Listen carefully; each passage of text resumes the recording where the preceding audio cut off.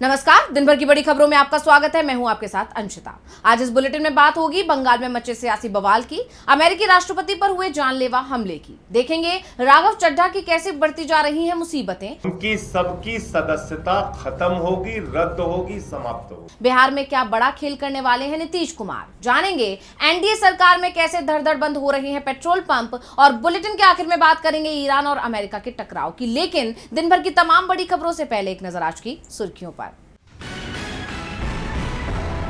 पूर्व CGI D Y Chandrachud का बयान, इंटरनेट कंटेंट पर नियंत्रण के लिए कानून की उठाई मांग, कहा युवाओं और महिलाओं की सुरक्षा के लिए ये जरूरी। सपा प्रमुख अखिलेश यादव का सीएम योगी पर बड़ा आरोप, कहा पीड़ितों पर दबाव डालकर बदलवाते हैं बयान, एक्स पर पोस्ट कर साधा निशाना। हिमाचल प्रदेश के बीजेपी अध्यक्ष राजीव बिंदल ने महिलाओं के लिए अभद्र भाषा का किया इस्तेमाल, प्रदेश महिला आयोग ने लिया संज्ञान, महिला आयोग की अध्यक्ष विद्या नेगी ने इस मामले में मांगा जवाब। राजस्थान के पूर्व मुख्यमंत्री अशोक गहलोत का बीजेपी पर बड़ा हमला, कहा इनकी नीयत थी कि परिसीमन हाथ में आ जाए, ऐसा होता तो आने वाली पीढ़ियां हमें माफ नहीं करती। दिल्ली एयरपोर्ट पर बड़ा विमान हादसा टला, स्विस एयर की फ्लाइट के इंजन में लगी आग, 6 यात्री घायल, सुरक्षित बचाए गए सभी लोग।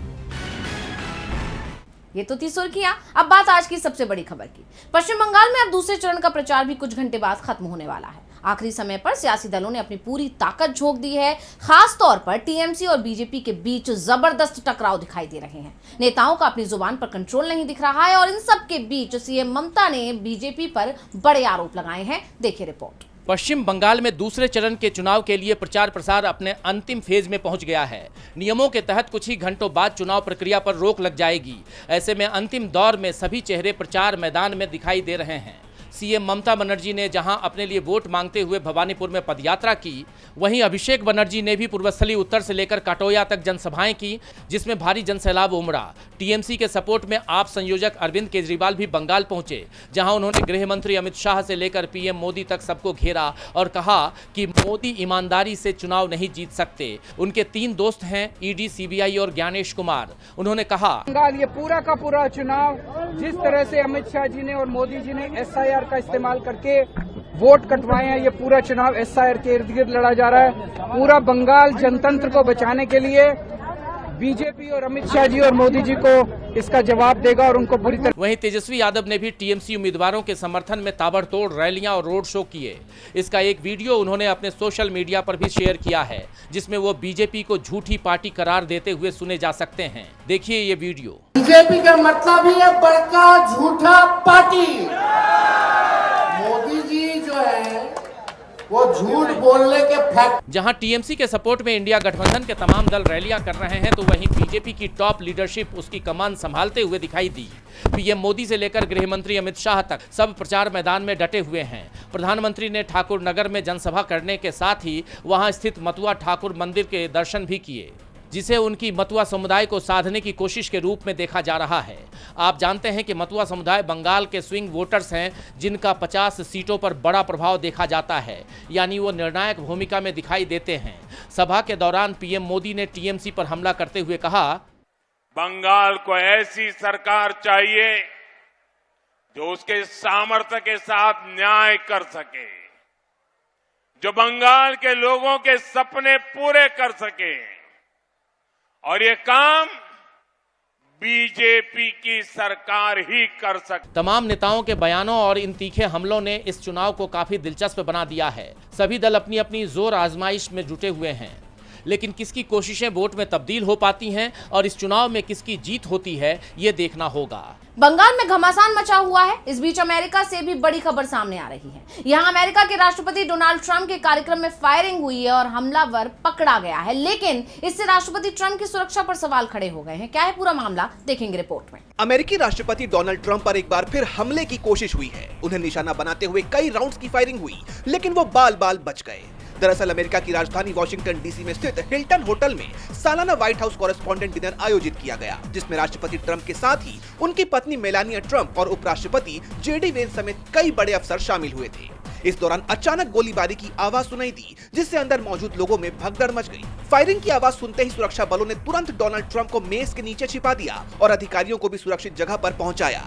हमलावर को पकड़ लिया गया है, उससे पूछताछ जारी है। रिपोर्ट्स के मुताबिक गोलीबारी के संदिग्ध की पहचान कैलिफोर्निया के टोरेंस निवासी 31 वर्षीय कोल टॉमस एलन के रूप में हुई है, जिसके बाद अमेरिकी राष्ट्रपति ने व्हाइट हाउस में एक प्रेस कॉन्फ्रेंस कर अपनी और पूरी कैबिनेट की सुरक्षा की पुष्टि की। उन्होंने सीक्रेट सर्विस की सराहना करते हुए कहा, दुनिया एक हिंसक जगह है और जब मेरे अपने राष्ट्रपति पद की बात आती है तो जब आप प्रभावशाली होते हैं तो लोग आपके पीछे पड़ जाते हैं। राष्ट्रपति होना एक खतरनाक पेशा है और मेरे खिलाफ हिंसा की कोशिश इस काम का हिस्सा है, लेकिन इस तरह की कायरतापूर्ण घटनाएं मुझे मेरे मिशन से पीछे नहीं हटा सकती। ये घटना मुझे ईरान के खिलाफ चल रहे युद्ध में जीत हासिल करने से नहीं रोक पाएगी। डोनाल्ड ट्रंप ने आगे कहा कि ये शाम हमारी सोच से थोड़ी अलग थी, लेकिन हम इसे फिर से आयोजित करेंगे। लेकिन इस घटना ने सुरक्षा व्यवस्था की कमजोरियों को उजागर कर दिया है, क्योंकि ये पहली बार नहीं है जब हिल्टन होटल के परिसर में राष्ट्रपति पर हमला किया गया हो। इससे पहले साल 1981 में यहाँ तत्कालीन राष्ट्रपति रोनाल्ड रीगन पर जानलेवा हमला हुआ था, जिसने पूरे अमेरिका को हिला दिया था।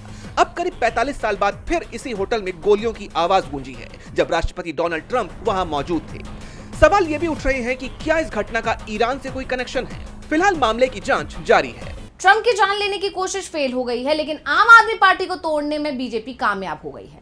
7 सांसदों ने आपको छोड़ दिया है, लेकिन अब आम आदमी पार्टी ने इसे लेकर राज्यसभा के सभापति से शिकायत की है।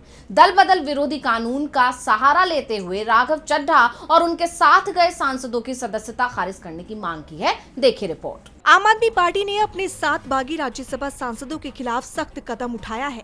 आपकी राज्यसभा सांसद संजय सिंह ने रविवार को राज्यसभा के सभापति और उपराष्ट्रपति सीपी राधाकृष्णन को एक याचिका सौंपी। इस याचिका में अनुरोध किया गया कि राघव चड्ढा समेत इन सभी 7 सांसदों की राज्यसभा सदस्यता तुरंत प्रभाव से खत्म कर दी जाए। इन 7 लोगों ने आम आदमी पार्टी को तोड़कर भारतीय जनता पार्टी में विलय करने का फैसला लिया है। उनकी सबकी सदस्यता खत्म होगी, रद्द होगी, समाप्त। संजय सिंह ने अपनी याचिका में संविधान की 10वीं अनुसूची यानी दल बदल विरोधी कानून का प्रमुखता से हवाला दिया। उन्होंने कहा कि इन बागी सदस्यों द्वारा भाजपा में विलय की घोषणा करना सीधे तौर पर दल बदल की सम्मान है और ये संबंधित कानूनी प्रावधानों का साफ साफ उल्लंघन है। इस अहम कदम से पहले संजय सिंह ने वकील कपिल सिब्बल और लोकसभा के पूर्व महासचिव सहित कई दिग्गज विशेषज्ञों से कानूनी सलाह ली है। जानकारों की भी सर्वसम्मति से यही राय है कि मौजूदा कानून के तहत ये सभी बागी सांसद अयोग्य घोषित किए जाने के हकदार हैं।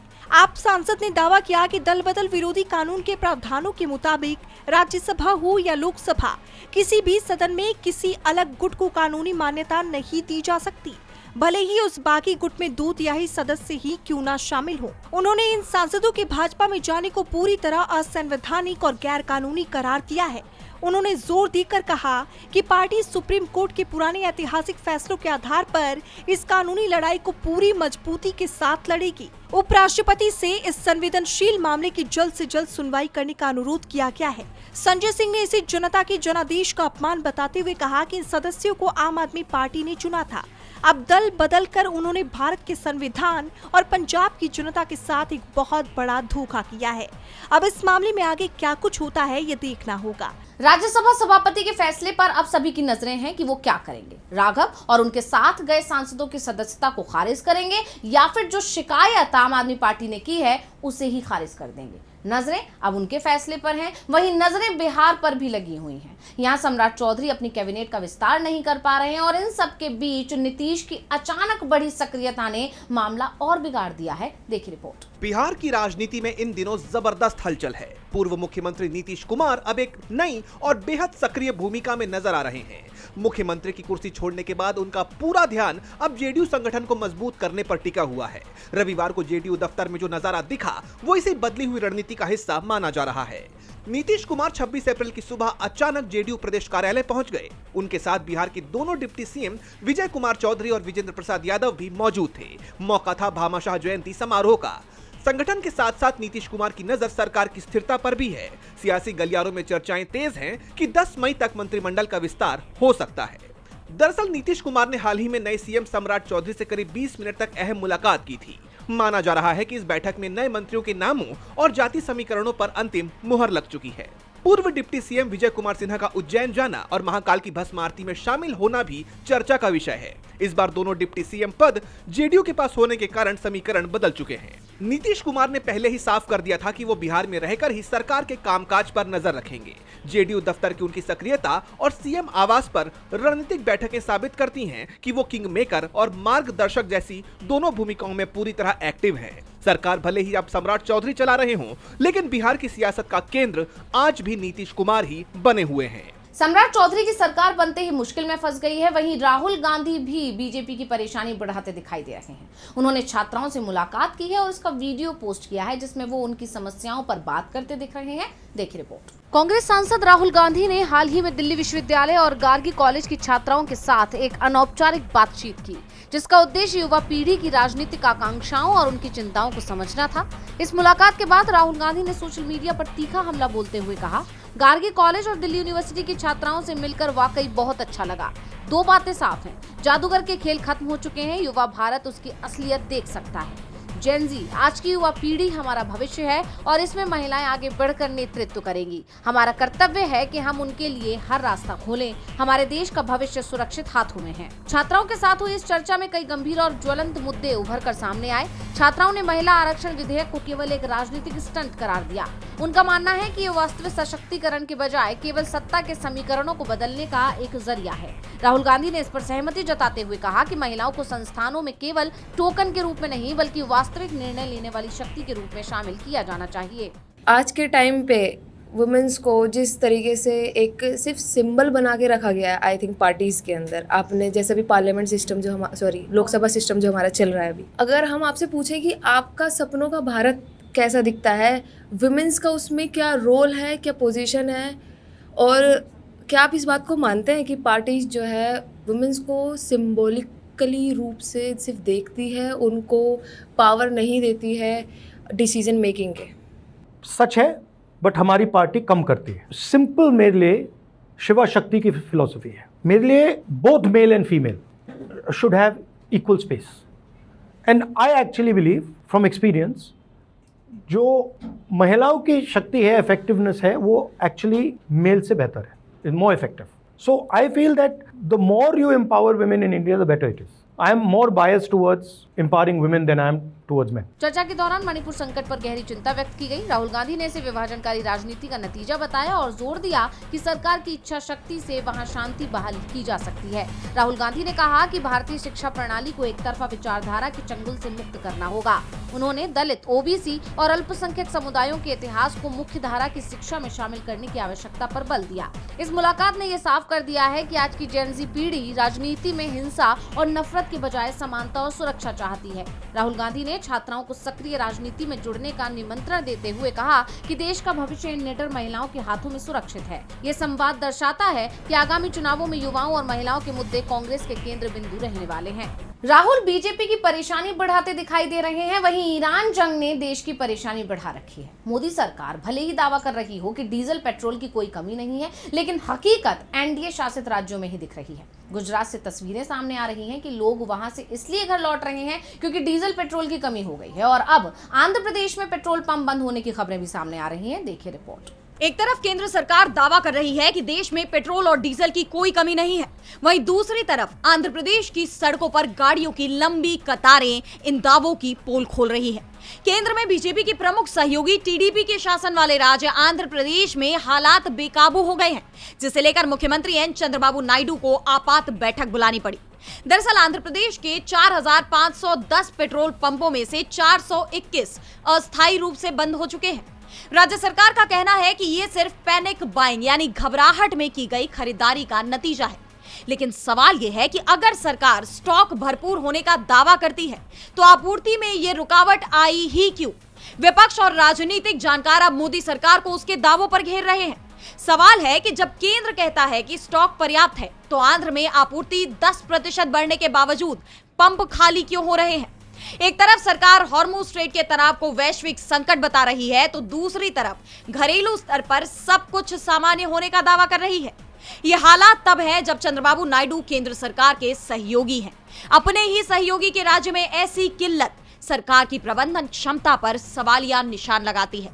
अधिकारियों के मुताबिक बीते दिन तेल की मांग 50% से ज्यादा बढ़ गई, जहां पेट्रोल की सामान्य बिक्री 6,330 किलोलीटर से बढ़कर 10,345 किलोलीटर हो गई, जबकि डीजल की 9,048 किलोलीटर की जगह 14,156 किलोलीटर की खपत हुई। सरकार जनता से न घबराने की अपील तो कर रही है, लेकिन जब लोग 400 से ज्यादा पंपों को बंद होता देख रहे हैं तो उनका भरोसा डगमगाना लाजमी है। फिलहाल दिल्ली के दावों और आंध्र की जमीनी हकीकत के बीच बड़ा विरोधाभास नजर आ रहा है। और बुलेटिन के आखिर में बात करेंगे ईरान जंग की। अमेरिका और ईरान के बीच अब बातचीत की संभावनाएं और कम हो गई हैं। अमेरिका के राष्ट्रपति डोनाल्ड ट्रंप ने साफ कह दिया है कि अब वो अपने प्रतिनिधियों को इस्लामाबाद नहीं भेजेंगे। अब जो भी बात होगी वो सीधी बात होगी। अगर ईरान को बात करनी है तब उन्हें पहल करनी होगी और अमेरिका बातचीत को तैयार है, लेकिन तब जब ईरान की तरफ से अच्छा प्रस्ताव आए। अब ट्रंप के इस बयान से एक बार फिर पश्चिम एशिया में जंग की आहट सुनाई देने लगी है। देखेंगे रिपोर्ट। ईरान और अमेरिका के बीच टकराव बढ़ता जा रहा है। ईरान के विदेश मंत्री अब्बास अरागची इस्लामाबाद पहुंचे थे। अमेरिका से बातचीत का 10 शर्तों का प्रस्ताव पाकिस्तान के फील्ड मार्शल आसिम मुनीर को सौंपा। कहा कि इसे अमेरिका को दे देना। उनका क्या जवाब है वो हमें बता देना। हम अमेरिका से सीधी बातचीत नहीं करेंगे, तब तक तो बिल्कुल नहीं जब तक अमेरिका हॉर्मुज स्ट्रेट की घेराबंदी किए रहता है। ईरान के राष्ट्रपति मसूद पेजेश्कियान ने भी साफ कह दिया है कि अमेरिकी नाकेबंदी जारी रहने तक उनके साथ कोई बातचीत मुमकिन नहीं है। उन्होंने साफ शब्दों में कहा कि ईरान किसी भी तरह के दबाव, धमकी या आर्थिक सैन्य नाकाबंदी के तहत बातचीत नहीं करेगा। इस वक्त असली समस्या संवाद की कमी नहीं बल्कि अमेरिका की शत्रुतापूर्ण नीतियां हैं। अमेरिका की शत्रुतापूर्ण कार्रवाइयां और दबाव बंद नहीं होते तब तक भरोसे का माहौल बनाना और बातचीत को आगे बढ़ाना मुश्किल रहेगा। ईरान के सख्त रुख के बाद अमेरिका का भी रुख बदल गया है। अमेरिका के राष्ट्रपति डोनाल्ड ट्रंप ने अपने वरिष्ठ सलाहकार जेरेड कुशनर और विशेष दूत स्टीव विटकॉफ की पाकिस्तान यात्रा रद्द कर दी। उन्होंने इस फैसले को महंगा और लंबा बताते हुए कहा कि ऐसे अधिकारियों से मिलने का कोई मतलब नहीं जिनकी अंतर्राष्ट्रीय पहचान सीमित हो। ट्रंप ने कहा कि ईरान का प्रस्ताव काफी था लेकिन पर्याप्त नहीं, खासकर उस अमेरिकी मांग के संदर्भ में जिसमें 20 सालों तक यूरेनियम संवर्धन रोकने की बात कही गई है। इसलिए हम 18 घंटे लंबी यात्रा करने जैसे कदम नहीं उठाने जा रहे जब बातचीत का कोई नतीजा ही नहीं निकलना। वैसे ट्रंप ने यह भी दावा किया है कि ईरान ने तुरंत एक संशोधित और कहीं बेहतर प्रस्ताव दिया है, लेकिन हम अपनी मूल मांग से कोई समझौता नहीं करेंगे। ईरान को परमाणु हथियार हासिल नहीं करना चाहिए। साफ है कि दोनों देशों के बीच टकराव बढ़ता नजर आ रहा है। तो आज इस बुलेटिन में इतना ही। आप देखते रहिए डीवी लाइव। मुझे दीजिए इजाजत। नमस्कार।